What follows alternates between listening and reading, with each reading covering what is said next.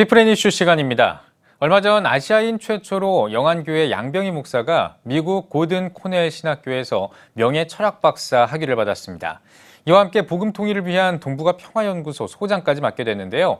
김덕훈 기자가 만나봤습니다. 목사님, 얼마 전 이 복음주의 신학의 명문이죠. 미국 고든 코넬 신학교에서 명예 철학 박사 학위를 받으셨습니다. 먼저 축하드리고요. 이 100년의 역사 동안 아시아인에게는 처음으로 주어진 학위인 것으로 알고 있는데 어떤 학위고 또 어떻게 받으시게 되셨는지 먼저 소개를 좀 해주시죠. 그렇습니다. 이번에 저도 놀란 게 지금 아시아인으로서는 처음이라고 그래요. 이게도 모두가 하나님의 은혜입니다. 그리고 고든 코넬이 북미 정상회담이라든가 또 여러 가지 급변하는 상황 정세에서 북한 선교 전략을 집중적으로 조명하기를 원했어요. 그래가지고 거기서 북한 선교의 이론과 또는 실무를 경험한 지도자를 찾다가 부족한 저를 선정하게 되었습니다. 그리고 고든 코넬에서 한국에 몇 차례를 방문하면서 저하고 인터뷰를 하고 또 검증을 하는 여러 가지 과정이 있더라고요. 굉장히 까다로웠습니다. 특히 우리 탈북자들이 저희 교회에서 한 600여 명이 세례를 받았어요. 그리고 지금도 탈북 사역뿐만 아니라 북한 사역을 지속적으로 하고 있고 또 이런 과정에서 제가 선정되었다고 보고 더 감사한 것은 그 고든 코넬 안에 동북아 평화 연구소가 개설되면서 제가 거기 소장을 맡은 것이 저에게는 굉장히 기쁨이고 감격입니다. 말씀하신 대로 이 고든 코넬 신학교와 함께 앞으로 동북아 평화연구소 소장까지 이제 맡으셨습니다. 활동 더 많아지실 것 같은데 뭐 직접 어떤 계획이 있으신지 말씀 좀 해주십시오. 예, 지금까지 한 20년 전에 제가 동북아 한민족협의회라고 하는 한국에서 NGO로서의 20년을 사역을 했습니다. 특히 북한 남북 교류에서 의약품으로 항생제, 영양제, 교랭약 또는 구충제 그리고 왕진 가방 더 나아가서는 그 봉수빵 공장 옆에 그 냉동 설비 같은 것을 가지고 남북 교류를 해왔어요.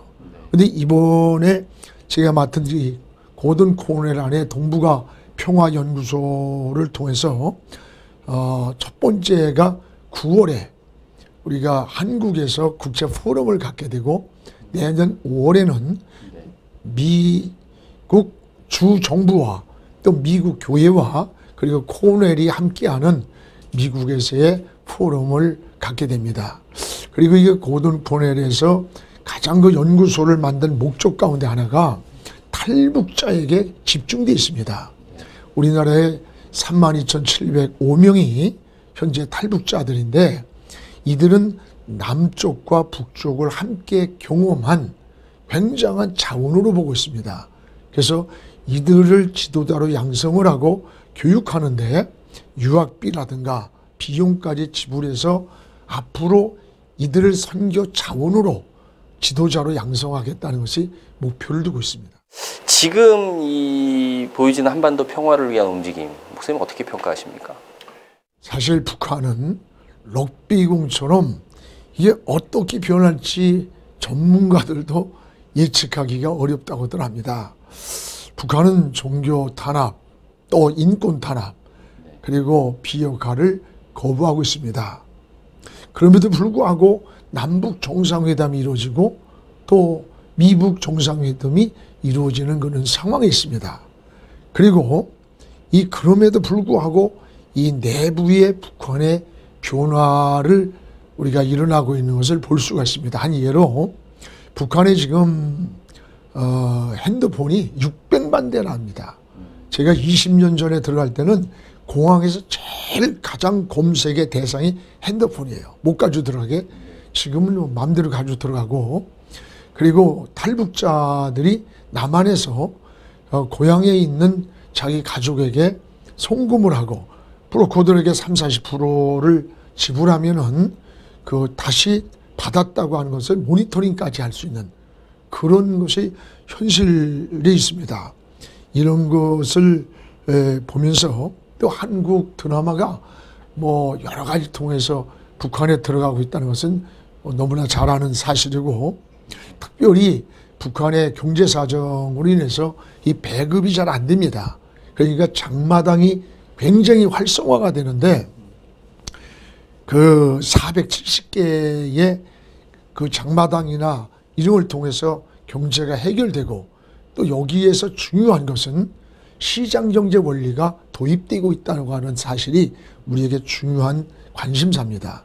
마치 종이에 물이 스미듯이 점점 어떤 변화로 가고 있다라고 보면서, 우리 민족의 남은 과제가 뭐냐? 전 통일이라고 봅니다. 그러나 통일은 서두러서도 안 되고 또 포기해서도 안 되는 겁니다. 지금 속도보다 방향이 중요합니다. 너무 정부에서 그냥 몰아붙이고 조급해 보이는 이건 아니라고 생각됩니다. 그래서 앞으로 빨리 가는 것보다 바로 가는 것이 중요하지 않나 생각합니다. 이 한반도의 어떤 영구적인 평화를 위해서는 독일도 그러했듯이 한국 교회가 해야 될 역할이 필요해 보입니다. 남북 관계를 위해서 교회가 해야 할 역할 무엇이라고 생각하십니까? 예, 그 동서독의 베를린 장벽이 무너질 때도 그 전문가들이 30년이 되어도 통일은 오기 힘들다라고 진단했답니다. 근데 그 예측을 뛰어넘었어요. 그러나 독일 통일은 우연이 아니라는 것을 알 수 있습니다. 독일인들이 통일을 위해서 끊임없이 기도했다는 사실이었고, 그리고 그들은 통일이 오는 날을 준비했다는 것을 알 때에 우리 남북 관계에서의 우리 민족의 통일도 정치나 이념적으로는 절대로 안 되는 겁니다. 이것은 오직 하나님의 주권적인 손에 의한 복임 통일로만 이루어질 수 있다고 우리는 믿고 있습니다. 그래서 한국교회가 해야 할 일은 세 가지. 하나는 기도하는 일입니다.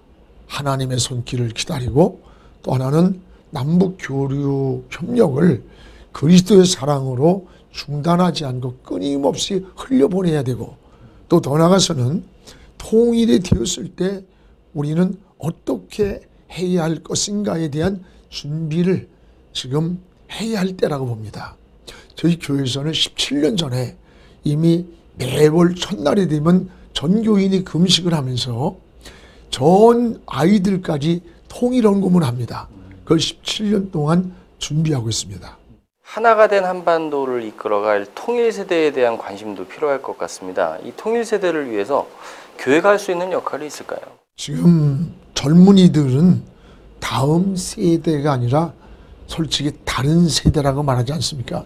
이들은 통일에 대한 관심이 적습니다. 뿐만 아니라 통일에 대한 것이 어떤 그 고통의 분담에 짐을 진다고 생각할 정도의 문제가 있습니다. 그러나 우리 민족이 피 흘리지 않는 그러한 복음 통일이 이 땅에 이루어진다면 세계 민족 위에 뛰어난 민족이 될 것을 우리는 확신할 수가 있고 그렇게 믿고 있습니다.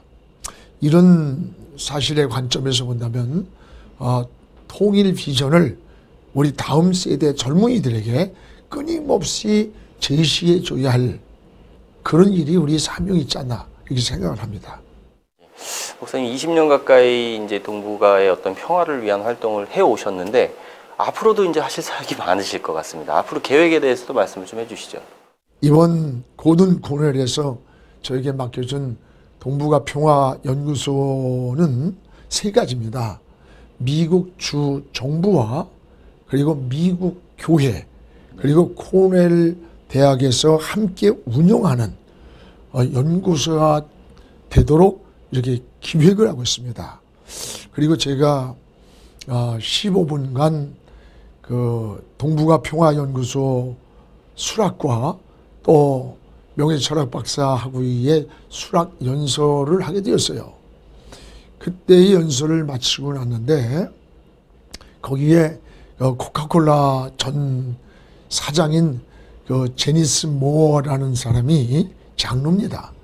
그분이 거기 이사인데 참석을 했다가 그날 저녁에 자기가 최고의 만찬을 준비를 했어요. 하면서 그의 고백이 우리는 지금까지 이 북한에 대해서 몬비어의 그 비참한 죽음을 보고 끊임없이 분노만 하고 있고, 그리고 자존심이라는 미국의 자존심 때문에 사실은 아프가니스탄처럼 해야 된다고 하는 게 국민적 정서였다는 겁니다. 근데 제가 그때 130년 전에 당신들이 전해준 이 복음이 우리 남한 땅에 수많은 생명의 열매를 맺고 있다. 그리고 저 북한 땅에도 제2의 예루살렘이라고 했던 그 땅이 북한 땅이다. 동토의 땅이라고 말하는 저들에게 지금 복음을 전해주지 않으면 누가 전해줄 것이냐. 그러면서 제가 그 얘기를 했어요. 당신들은 한 가지 지금 구분하지 못하는 게 있다. 마치 애굽 땅에 바로와 그 바로 밑에서 신음하고 있는 그 히브리 민족을 구출하는 것이 출애굽 사건이 아니냐. 그렇다면 지금 잘못된 지도자를 만나서 신음하고 있는 130년 전에 전 그 복음이 말살되어 가고 있고, 그러나 보이지 않은 그루터기도 있는데 신음하는 그 민족을 외면할 것인가.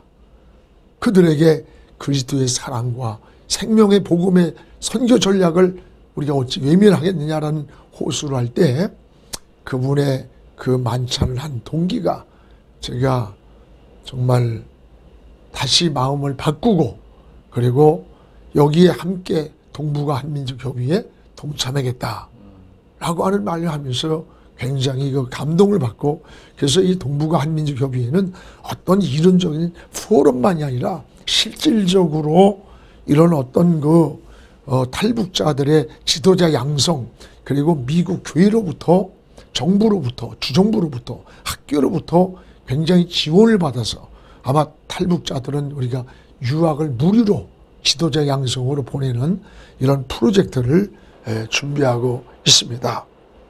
그래서 우리 민족의 마지막 과제가 전 통일이라고 봅니다. 이제는 이것은 보수와 진보라고 하는 정치적인 접근을 지향해야 합니다. 그리고 우리는 땅의 통일이 아니라 사람의 통일이 우리에게 먼저 와야 합니다. 피 흘리지 않는 하나님의 주권에 의한 복음 통일이 이 땅에 오는 날, 우리 민족은 세계 민족 위에 뛰어난 민족이 될 것입니다. 우리는 이것을 위해서 우리 모두가 함께 기도하면서 하나님의 나라를 향해서 이 통일을 중단하지 않고 어떤 진보 보수의 정치적에 휘둘리지 않는 끊임없이 기도하는 우리 한국교회가 되었으면 좋겠다, 이런 생각을 합니다. 목사님, 오늘 말씀 잘 들었습니다. 앞으로 한반도의 어떤 영구적인 평화를 위해서 더 많은 활동 기대하겠습니다. 감사합니다. 감사합니다.